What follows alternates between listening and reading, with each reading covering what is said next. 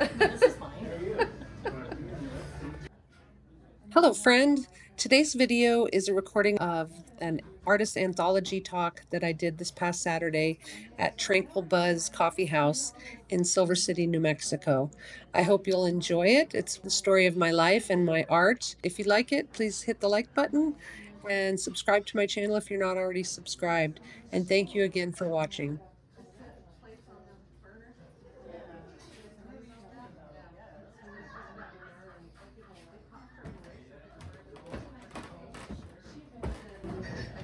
I want to thank you all for being here today. From 12 to 2 today, we're going to be featuring two phenomenal local artists. First up, Paula Manning-Lewis, and she's from our members area. Thank you.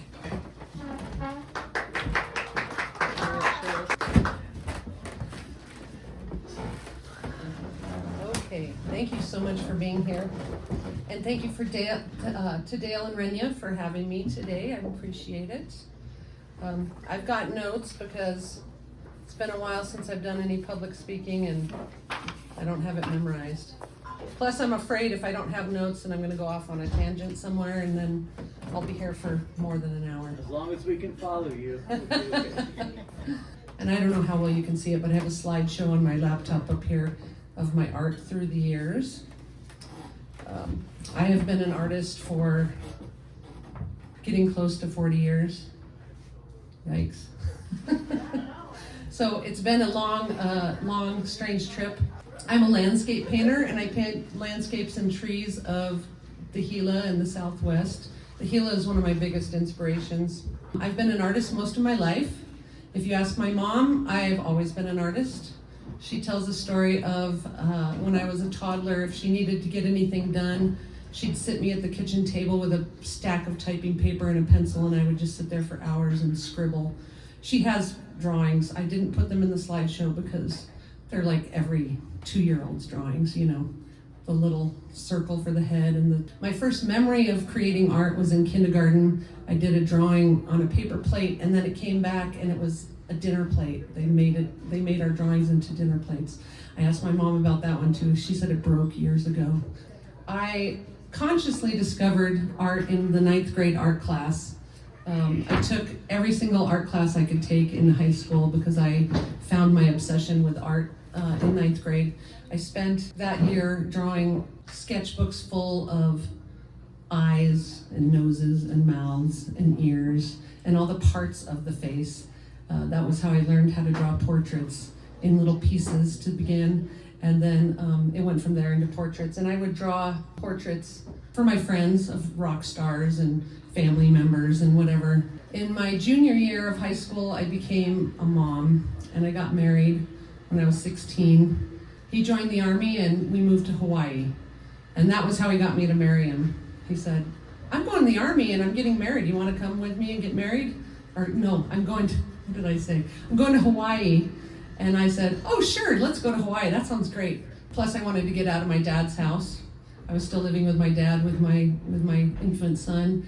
And I was 16, so I knew everything at that point, you know, how you do when you're 16, you know everything. So I was ready to go out into the world and be a grown-up at that point, although it was a huge mistake. I should have just stayed home, stayed in high school and finished. I did end up with a GED a year later. My parents always encouraged me to be an artist, and I think that's what kept me going with it in later years, was that they always encouraged me. My husband was another story. He did not encourage me. He would tell me that my art sucked and that I would never be a real artist. I think that was another part that kind of spurred me forward with him. That was the first time I dealt with depression because I stopped making art. As soon as he started telling me that my art sucked, I was like, "Oh, you're right, I better stop." So I stopped making art for about 4 years. Then he was kicked out of the Army and we went back to New Mexico. We grew up in Las Cruces. I would come back to New Mexico several times before I realized this is home. So after being in an abusive marriage for a couple years, I decided that I needed to escape, and I joined the Army. Another mistake, like what was I thinking? I still look back and say, was I really in the Army? That's not me at all. I'm more of a hippie type. I'm not an Army type. Of course, I always say that the Army is what made me a peace activist. So I was looking for a job in Las Cruces, couldn't find anything, decided to go join the Army, left my 2-year-old son with my husband, and eventually my mom took over taking care of him because he was not doing a very good job. About a year later, I got back together with him because Army life was lonely and scary, and there was a lot of bad things that happened there. I'm going to keep my story kind of positive today, but if you want to read the whole sordid, negative past during that time, it's on my blog, Paula Manning Lewis on Substack. After I got done with my training, we moved to Fort Campbell, Kentucky, and I lived in Kentucky and Tennessee. Fort Campbell's right on the border, so started out in Kentucky and then moved across the border to Clarksville, Tennessee, and lived there for 4 years. This may sound odd, but what got me to start back to being an artist and creating art again was a Tony Robbins infomercial at 2 o'clock in the morning. I was working graveyard shift at a Comfort Inn up for the front desk, and I had a lot of time on my hands because there weren't a lot of people coming in after midnight. So I was watching this infomercial and I was thinking, I don't need to buy this guy's book. I can do this myself. I know what I need to do. And so I started drawing, and this right here was my first drawing. This is the drawing that I did. I think it was even on copy paper from the printer at the hotel, and I drew this. It was a covered bridge in Kentucky, and I found out later that it was destroyed by a flood at some point. I can't remember when exactly it was, probably in the 90s. That was when I started drawing again and making art, and I used pencil and paper, just the basics, art supplies that I had that I could afford, and I drew local historic buildings and did a whole series of all the really cool old antebellum houses and courthouses and churches and all those things. And there's a couple of those in the slideshow as well. About this time, my husband decided, oh, you are a good artist, because he was selling my postcards that I had printed from these drawings. I got into a historic homes tour and sold my drawings there, and then started doing commissions of people's houses. And then I got requests for larger limited edition prints, which I started printing. Eventually my prints were sold all over the South and the Southwest. I had over 300 shops, and they were very popular. I did a series of Civil War portraits of generals and Abraham Lincoln. I think Abraham Lincoln is the one that's in the slideshow. My mom sent me a postcard of a little Indian dancer, and so I drew that. So I started drawing Native American portraits and Western portraits. I did some rodeo drawings, and about this time I got really homesick and decided I want to go back to New Mexico, and so we went back to New Mexico. We were back in Las Cruces. I opened up a frame shop, and I had a studio where my current husband, Aaron, actually worked for me there as one of my employees. And I thought I had it made. I was an artist. I was making art every day. I did another series of Native American pottery drawings and watercolor paintings. I was really enjoying being an artist until 1995, when I decided it was time to get away from my husband for good, and I left him. And so at that point, I lost everything. I had to start all over again, including changing my name back to my maiden name, because my first husband kind of ruined me as an artist, went out and messed up my name. But again, if you want to read that whole story, it's on my blog. Not long after that, Aaron and I actually got together and started living together. We had been friends for 8 years before that.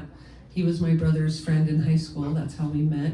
And that was when we decided that we needed to get out of Las Cruces for good. Our song is Something to Talk About by Bonnie Raitt, because when we got together, everybody in town was like, ooh, what's going on over here? You guys, they were just freaked out by us being a couple. We said, let's go to Colorado. So Aaron wanted to go to CSU for college because there was a really good guitar instructor there. We went to Colorado, and we lived there for a little bit before we went to college, but Aaron went to CSU, I went to the community college, we graduated. We had lived there probably 3 years when we decided it was too cold in Colorado. We lived in northern Colorado up by Fort Collins and got the Wyoming winds, and it was miserable. So we counted the days down until we could graduate and move back to New Mexico again. This time we ended up in Albuquerque. I got a job, which I thought was my dream job, which was working as a drafter for an architecture firm in Albuquerque. But yet again, I realized that This was not my path. This was not where I was supposed to be. I was supposed to be making art. And I had been making art throughout this whole time, but I hadn't figured out how I was going to be a full-time artist again. And that was always my goal, was to be a full-time artist. And so at that point, I was having nightmares. Every night I was having nightmares where I was dying. I was either getting shot, or I was falling off a cliff, or somebody was chasing me down and running me over with a car. All these crazy dreams. And I was like, what is going on with these dreams? Like, what's up? So I looked up, I got on the internet and looked up the meaning of the dreams. And basically what it told me was that my soul was dying and I was not on the correct path. I was supposed to be an artist. And so I think it was like within that next week that I walked out of that job and never went back. Never worked as a drafter ever again. It was a very stressful job, and I had young kids, and I just decided I needed to be home with the kids and helping them get through the abandonment of their dad. And that was when Aaron started teaching music in the middle school and the high school. He said, just go be an artist. You've supported me all these years. It's your turn to do your things. I started being an artist. Over the next 18 years, from 2000 to 2018, my art evolved, and I was no longer working with pencil. I started working with watercolor and oils and pastels. I won an Emerging Artist Award. It was not an emergency, it was an Emerging Artist Award in 2002, and I started studying portraiture with Leo Neufeld in Albuquerque at the Harwood Art Center. About that time, I also moved into my first real artist studio at the Harwood Art Center, and I found my people. I found the other artists that I'd been wishing I had all those years. I was always the lone wolf artist. I didn't have friends. I was kind of isolated by my first husband.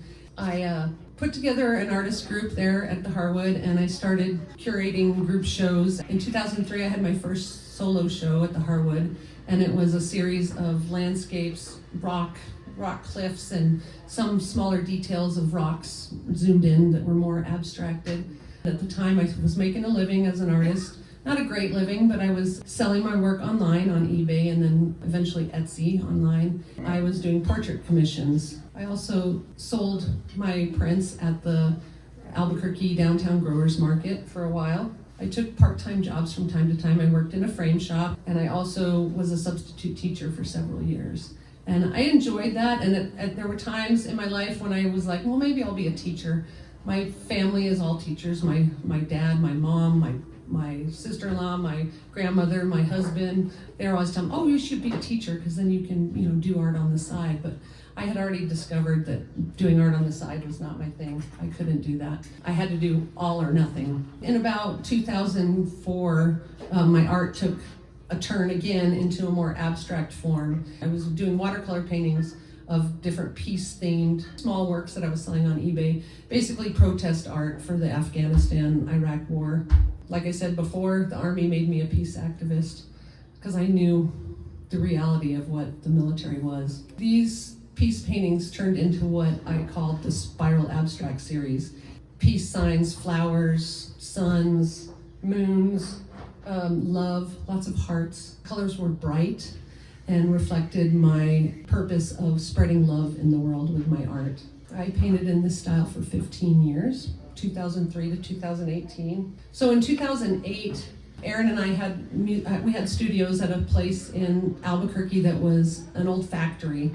So we were in this studio, and I had probably a handful of studios by this time. I think I counted one time, and I had over 20 studios in Albuquerque during the 18 years we lived there, because I was always moving around. I'm like, oh, I don't like this studio. I want a bigger studio. And then I'd move into a bigger studio, and then I can't afford this studio, so I moved back to the smaller studio, and I did a lot of moving around. There was a day when Aaron he would compose on his computer, and there was no heat in the building, so the landlord passed out space heaters for everybody to have in their studio. And it would have been great, except if there was 3 or more of us in the studios, it would blow the circuit breaker. And Aaron's computer got shut off, and he lost about an hour's worth of composing. And he came into my studio that morning and said, we gotta get out of here, I can't take this anymore. In the wintertime, you couldn't go to the bathroom before noon because the toilet would freeze. Aaron and I and a couple of our other artist friends decided it's time to start an artist studio in Albuquerque that treats artists like professionals. We were tired of being treated like the student artists in the loft that, you know, the whole romantic notion of an artist. We were trying to make a living. We found an office space and we rented it. It had about 10 rooms in it. At first there were 6 of us. The day after we signed the lease, there was 4 of us because they decided, oh, we can't take the risk, we're afraid, and so they bailed out on us. And then about 6 months later, the second couple bailed out on us. And Aaron and I were like, oh shit, what did we get ourselves into? Now we had the lease, we're responsible. And so when they moved out, we rented all the extra rooms and had no problem renting them because there wasn't enough artist space in Albuquerque. About 6 months in, we got another space and opened a gallery because that was always a dream of mine, was to have a gallery. It was a really bad time to open a gallery. It was October 2008. And in 2008, also I think it was a couple weeks after we opened, and my dad passed away about 2 weeks later. Probably the next 3 or 4 years, I just threw myself into this business. Didn't make a lot of art that was for public consumption. It was mostly grief art that I made trying to deal with my dad's death because we were very close. I was a daddy's girl and I didn't know how I was gonna, I wasn't gonna get choked up. I didn't know how I was gonna make it without my dad, you know? Just threw myself into the business. And about, I think it was April 2009, our landlord came to us and said, I've got this space downtown, it's huge, it's 9,000 square feet. It would be great for your gallery and your studios and everything. Me and Aaron were like, what the heck, we're in, you know, about chest deep now, why not just go in over our heads and do this? So we went and got this space in downtown Albuquerque, and we kept the space that we had started with because it was full of artists. We opened a gallery and we had another 20 studios downtown. The gallery lasted about 2 years before we were finally like, okay, the gallery is taking all the money that we're making from the studios and we're not making it here. So we closed the gallery and just expanded the studios. In fact, we still have this business in Albuquerque. We have somebody managing it for us now that we live down here. It's now all music studios. Because as soon as word got out that we had these rooms, we had a band move in. And the artists were like, at first they were fine with it. They're like, oh, this is so cool. We have live music in our studios and whatever. And until the word got out, and then we got another band and another band and another band and another band. And finally the artists were like, yeah, we're out of here. We can't deal with this. And so we had the first location was all artists and the downtown was all bands. Eventually, we had a waiting list for band studios, and even now, we have 40 bands on our waiting list waiting for space to get in. So I had always dreamed of being a singer. That was one of my childhood dreams. My brother is a musician, and of course my husband is a musician. And when my dad passed away, he was an avid record collector and he loved folk music from the 60s. And so we did a couple songs together, my brother and Aaron and I, for his memorial service. And I was like, this is kind of fun. I think I might be able to do this. A couple years after that, Aaron convinced me to start doing music with him professionally, and we did folk music, a lot of original music. Aaron is a songwriter as well. We started as a folk duo, and then we added a drummer and a bass player, and we ended up recording 3 albums of original music from 2012 to 2017, I think. We toured around New Mexico, Arizona, and Colorado and played a lot of gigs, and I got to the point where I was like, well, this is a lot of fun, but I'm kind of missing my art. There were certain gigs we had where we had one gig where the bartender came up to us on the stage. We were performing, and she interrupted in the middle of the song and said, you guys suck. You need to tear down and get out of here. I mean, I was devastated. I was just like, what do you mean we suck? Are you kidding me? At that point, I was kind of starting to get like really soured to the whole idea. I couldn't deal with that kind of rejection. With art rejection is great because you're kind of back behind the scenes. You're not up on stage going, hey, I'm here to entertain you. I also, during this time, learned how to play the ukulele. We had a couple songs that had ukulele parts, and Aaron had played them on the albums, and I was like, I think it'd be cool. I had tried to learn the guitar, and it was really hard for me. My hands are not that big. So I decided, well, the ukulele's smaller, and there's only 4 strings, so that should be a little easier. And so I learned how to play the ukulele and learned a few songs. I hadn't played the ukulele for a few years, and I just recently, in the last months, picked it back up again and started playing, because my bio picture on my cards is a picture of me with my ukulele, and everybody's been seeing it recently and they're like, oh, you play the ukulele? I'm like, well, I used to. And so I thought, I kind of miss that, so I started playing again. And who knows, maybe one of these days I'll play in public again, we'll see. About 2017, actually it was probably a few years before that, we were trying to figure out how can we move down to the Gila. We always wanted to live in the Mimbres, and we would come down for day trips from Albuquerque, and we'd drive down to the Gila and take a hike and then drive back up to Albuquerque. And we finally were like, well, why don't we move down there, and then we can come up to Albuquerque for day trips once or twice a month and don't have to live in this craziness. In 2018, we sold our house in Albuquerque and said, let's do it. The universe is gonna figure out some way for this to happen. And we took the leap. We came down to Mimbres and started looking for a house. And we found the most amazing house in Mimbres with a beautiful garden. Well, it wasn't a beautiful garden when we first got there, but it had the bones of a beautiful garden. We had wanted that. We had chickens in Albuquerque and we wanted to have chickens again in Mimbres. We weren't sure still how we were gonna do it. We had the business, but it was making one person's salary, not really two. And so Aaron started looking for a teaching job down here and found a music teacher job at Cobre schools, and it had been listed for about 5 to 7 years, something like that. And the job was posted on Aaron's birthday. Okay, universe, there we go. That's what we should be doing. So he got the job, we bought the house, we moved to Mimbres, and we've been here for 7 years now in April. Part of the reason we wanted to live in Mimbres was when we grew up in Las Cruces, we came up to the Gila all the time, camping in the summer, cutting Christmas trees in the winter. It was a favorite place. In fact, when my dad passed away, we spread his ashes in the Gila because it was one of his favorite places too. The Gila's always been an inspiration for me, and when I got down here, I was making art, but I wasn't really sure. I was doing abstract. I actually went into full abstract mode and was doing oils with cold wax and just color studies and fun stuff. At some point, every time we went hiking or backpacking, I was taking hundreds of photos of trees and rocks and landscapes and all these things, and I finally realized this is what I'm supposed to be doing, is painting these landscapes. And this place where I'm inspired, probably 2019, I think it was, Aaron's boss, the superintendent in Cobre schools, found out I was an artist, and he said, oh, you should do sip and paint classes. You gotta do them because we want to take them here. We always have to go to Tucson to do sip and paint. And I was like, yeah, I'm not a teacher. Like, I'm an artist, I'm not a teacher. He's like, don't worry, I'll give you tips. I did my first paint party for a bunch of educators, and I'm not a teacher, so I was like so nervous. But it went really well, and I was hooked, and so I've been doing sip and paint in Silver City ever since. I started at the Little Toad. I've done them all over the place. The last one was at La Esperanza Winery in Mimbres. So I was doing sip and paint classes. I was creating my own art. At that time, I was still doing the abstract. And then COVID hit, and I couldn't do the sip and paint parties anymore, and I was still kind of not sure about my art, and so I decided, once again, I couldn't be an artist. I couldn't do it. It wasn't going to work.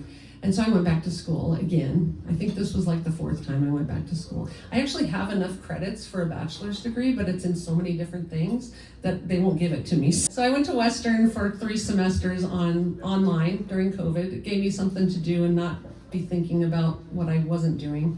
Once COVID was done, people were bugging me, are you going to do sip and paint classes anymore? And so I started back into that, and I've been doing it again for another 4 years now. It's been 6 years total, and I really love it. It's so much fun. One of my goals as an artist, and one of the things I truly believe, is that we're all artists. Everybody has creative bones in their body, whether you think you do or not, whether you can draw a straight line or all you can do is stick figures. Everybody is an artist. My favorite quote is one from Picasso. It says, every child is an artist. The problem is what happens when we grow up and we get bogged down by all the things that we should be doing. After, I think it was 2021, we finally found a contractor. We had been looking for a contractor since we moved here to build me a studio on our property. Finally found a contractor, and in November 2021, I got to move into my dream studio on our property in Mimbres. So I have this great big studio with 12-foot ceilings. It's my dream. So that was what finally told me, okay, now you really have to be serious because you just spent a lot of money to build this studio. So you got to be serious about being an artist now. I jumped in and decided that I'm not going to give up on myself again. I'm an artist and it is my fate. I can't deny it any longer. So that's my story. And now I'm going to share with you my inspiration. I am a visual artist. I'm not much of a writer. So I will admit I had AI help me a little bit with editing on this bit, but it's all my words. It just helped me rearrange them into more coherent writing. So I'm just going to read this to you because I don't have it memorized and I don't want to mess it up. Nature is my muse. The sky above and the earth below call me to share their beauty. The sunrise after a full moon, the deep blue stretching endlessly above, sometimes so dark and clear I can see the Milky Way in all its brilliance. Puffy white clouds drift lazily by, and during the magic hours of sunrise and sunset, the light transforms, golden, glowing, casting highlights and shadows on everything it touches. At day's end, the sky bursts into color, red, orange, yellow, pink, and purple, lighting up the clouds in a final show before night falls. Thunderstorms roll in with heavy gray skies, lightning cracking its wild song overhead, a reminder of nature's raw electric power. Rain speaks to my soul. The scent of it, whether on desert soil or in a forest grove, grounds me instantly. I listen to its rhythm on leaves, rooftops, and dry ground, a natural lullaby. Mountain streams whisper too, sometimes trickling, sometimes rushing, always alive. Voices hide in the water, soft and just out of reach. Are they echoes of others, or the forest itself calling me home? The wind joins in, rushing through the trees, mimicking water or distant airplanes, and yet entirely its own language. The land tells stories if you listen. Standing in the shadow of ancient trees, some still alive and some long gone. I wonder how long they've stood and what they've seen pass beneath their shade. The unexpected beauty in a forest fire scar, blackened trunks frame a view once hidden, revealing something never seen when the forest was whole. Towering cliffs rise in the distance, carved by time, shaped by volcanoes, etched by water and wind over millions of years. These landscapes carry a wisdom that humbles me and fills me with awe. The seasons bring their own poetry. Spring is a breath of hope. The first flowers opening, tiny leaves pushing up through the soil, sprouting from branches that once looked lifeless. Migrating birds return, hummingbirds hover and hum as they refuel after their long flight. The earth warms slowly after a cold winter, and with each year, the cycle begins again. Season after season, life returning in waves of green, blossoms, and birdsong. Each new cycle is a chance to start again, to grow. Sounds fill the spaces between. Birds flit around the yard, singing their morning songs. The hum of hummingbirds, the rhythm of my feet on the trail, the laugh of a baby, uninhibited by the cynicism of the world. In these moments, whether in the stillness of a forest, the rush of wind, or the laughter of children, I am reminded that I am home, that I belong to something bigger. And then there's the blank canvas, full of potential, full of dreams yet to unfold. Just like nature, it offers renewal, a place to begin again. I search through my photos, landscapes, rocks, trees, and fields of flowers, each one holding a memory of a happy moment, each one a spark of inspiration for the next painting. Every mark I make is rooted in these inspirations: the light, the rain, the sounds, the seasons, the trees and mountains, the stories of the earth. They are the rhythm of my life and the soul of my art. Thank you. So just a couple things before I have a little surprise for you all. But before I get started, I just want to let you know I have some cards up here they're postcards. You're free to take one. It has my contact information on the back, and you can sign up for my email list. On my website, there's actually a QR code on the back that you can scan. And also, just recently, last month, March, I was accepted into the Grant County Art Guild galleries, so you can now find my art there, paintings, prints, and I'm just about to put some note cards in there as well. And so I'm really happy about that. It's a great gallery. I love that they're open every day. And that it's funny because, you know, it's not a co-op, it's a guild, it's an art guild. I've been corrected about that several times, by the way. But because it's a group, you know, a nonprofit group, everybody has to sit the gallery for, I think it's 14 hours a month. And that's one of the things I love about it, because it gets me out of my little cave in Membris and makes me come to town, and I get to talk to people because I'm a very, very solo person in my studio. I do have a friend that I get to go walking with occasionally, but yeah, I'm really happy about being in the gallery because I have some social time, yay.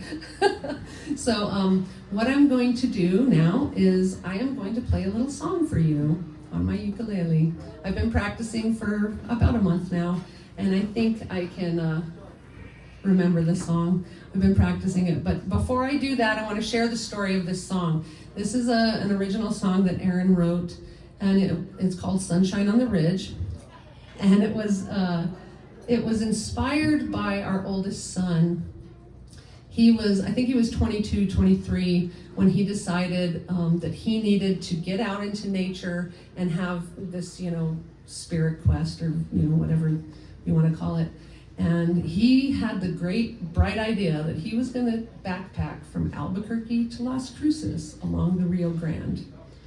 And I'm like, yeah, I don't know. I was kind of nervous about that. I'm like, okay, well, he's 22, he can handle it.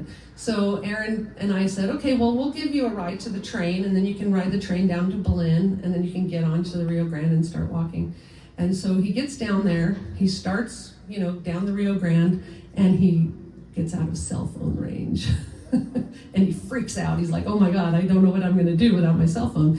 And so he came home, and that was when Aaron said, well, you know, why don't we go on a backpacking trip to the Gila? We'll go to Jordan Hot Springs, I'll go with you, you won't have to be by yourself, you can, you know, have somebody with you. And so they went to do this backpacking trip to the Jordan Hot Springs. For that trip, Brian didn't have a sleeping bag, so Aaron gave him his old sleeping bag and got a new sleeping bag. And the new sleeping bag, the zipper broke on the first night.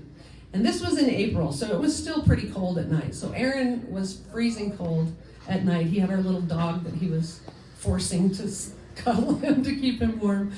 And every morning he woke up and sat, I don't even know if you had fire.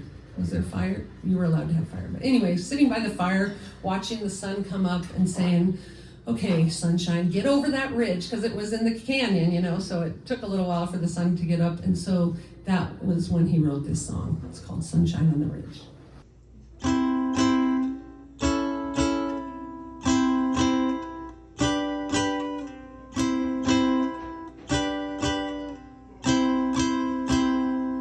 I spent all night in the cold, the bag was new, it wasn't old, the zipper broke and I froze. Sunshine on the ridge, won't you light up my face? Sunshine on the ridge, take me to a warm place. Sunshine on the ridge, almost to me now. Sunshine on the ridge, thank you. Amongst a grove of old oak trees, a young man found his true self, looked and found the power of now.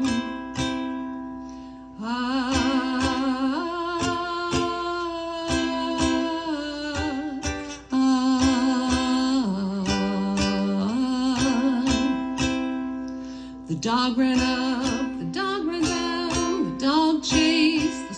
around, nighttime had come to an end. Sunshine on the ridge, won't you light up my face? Sunshine on the ridge, take me to a warm place. Sunshine on the ridge, almost to me now. Sunshine on the ridge, thank you. I spent all night in the cold, in a ball next to the stove. Morning comes and I sing again. Sunshine on the ridge, won't you light up my face? Sunshine on the ridge, take me to a warm place. Sunshine on the ridge, almost to me now. Sunshine on the ridge, thank you. Sunshine on the ridge, won't you light up my face? Sunshine on the ridge, take me to a warm place. Sunshine on the ridge, almost to me now. Sunshine on the ridge, thank you. Sunshine on the ridge, thank you. Sunshine